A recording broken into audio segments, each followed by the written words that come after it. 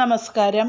ശ്രീനാരായണ ഗുരുദേവൻ്റെ ശിവസ്തുതികളിൽ ഗുരുദേവൻ രചിച്ചിട്ടുള്ള ശിവപ്രസാദ പഞ്ചകത്തിലെ 5 പദ്യങ്ങളിൽ 4 പദ്യത്തിൻ്റെ വിവർത്തനം നമ്മൾ മുൻപത്തെ വീഡിയോയിൽ അവതരിപ്പിച്ചിരുന്നു. ഇന്ന് 5-ാമത്തെ പദ്യത്തിൻ്റെ വിവർത്തനമാണ് ഉൾപ്പെടുത്തിയിരിക്കുന്നത്.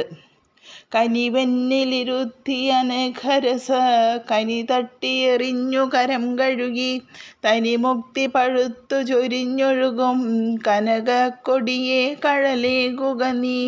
തനിമുക്തി ശുദ്ധവൈകല്യം, പഴുത്തു ചൊരിഞ്ഞൊഴുകും സമ്പൂർണമായി സർവത്ര പ്രസരിപ്പിച്ചുകൊണ്ടിരിക്കുന്ന കനകക്കൊടിയെ സ്വയം പ്രകാശിക്കുന്ന തേജപുഞ്ചമേ, കനിവെന്നിലിരുത്തി എന്നിൽ കാരുണ്യം ചൊരിഞ്ഞ് അനഘരസഖനി കാമമോഹമാകുന്ന പഴം തട്ടിയെറിഞ്ഞ് കയ്യിൽ നിന്നും തട്ടിക്കളഞ്ഞ് കരം കഴുകി കൈ ശുദ്ധിയാക്കി നീ കഴലേകുക ഗ്രഹിക്കാനായി അങ്ങ് തൃപ്പാദം തന്ന് അനുഗ്രഹിക്കുക. ശുദ്ധവൈകല്യം സമ്പൂർണമായി സർവത്ര പ്രസരിപ്പിച്ചുകൊണ്ടിരിക്കുന്ന സ്വയം പ്രകാശിക്കുന്ന തേജപുഞ്ചമേ, എന്നിൽ കാരുണ്യം ചൊരിഞ്ഞ് കാമമോഹമാകുന്ന പഴം തട്ടിക്കളഞ്ഞ് കൈ ശുദ്ധിയാക്കി ഗ്രഹിക്കാനായി അങ്ങ് തൃപ്പാദം തന്ന് അനുഗ്രഹിക്കുക. ശുദ്ധ വൈകല്യ സ്വരൂപമാണ് വസ്തു. അത് സദാ സർവത്ര കേവലാനന്ദ സ്വരൂപമായി വിലസുന്നു. മായ അതിൽ ഒരജ്ഞാനത്തിൻ്റെ മൂടുപടം ഉണ്ടാക്കിയിട്ടുണ്ടെങ്കിലും അനഘനമായ സ്വരൂപസ്ഥിതിക്ക് ഒരു മാറ്റവും സംഭവിച്ചിട്ടില്ല.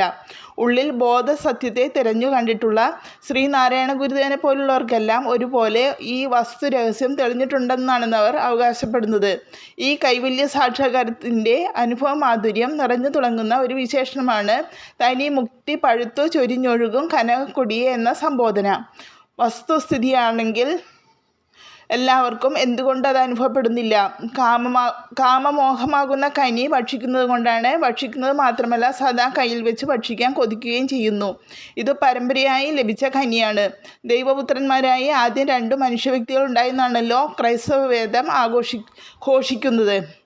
ആദാമും ഹവ്വയും. ആദാം ദൈവത്തിൻ്റെ ആജ്ഞ വകവയ്ക്കാതെ പ്രപഞ്ചവൃക്ഷത്തിലെ കാമക്കനി ഭക്ഷിച്ചു. അതിൻ്റെ ഫലമാണ് മനുഷ്യപരമ്പര ഇന്ന് അനുഭവിക്കുന്ന ദുരിതം. അതുകൊണ്ടാണ് അവിടെ ഭക്തന് ഭഗവാനോട് ഒരപേക്ഷയേ ഉള്ളൂ. തൻ്റെ കയ്യിൽ നിന്നും ഈ കാമക്കനി തട്ടിയെറിഞ്ഞു കൈ ശുദ്ധിയാക്കി തരണം. തട്ടിയെറിഞ്ഞെങ്കിലേ അത് പോവൂ. അത്ര ബലമായി പിടിച്ചിരിക്കുകയാണ്. ശുദ്ധിയായ കൈക്ക് ഗ്രഹിക്കാൻ ഭഗവാന്റെ തൃപ്പാദങ്ങൾ കനിഞ്ഞു നൽകുകയും വേണം.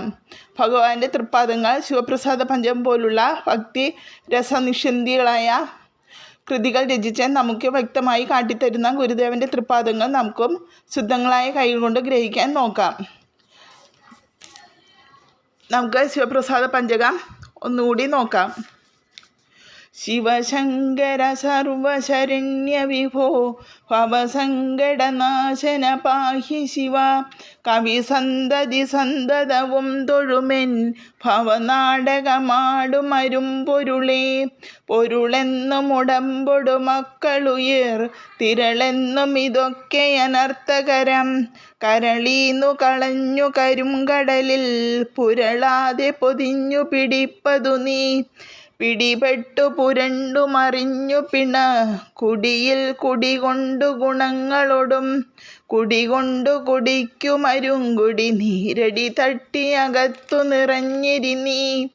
ഗളമുണ്ടു കറുത്തതു നീ ഗരളം കളമുണ്ടതു കൊണ്ടു കൃപാനിധിയെ.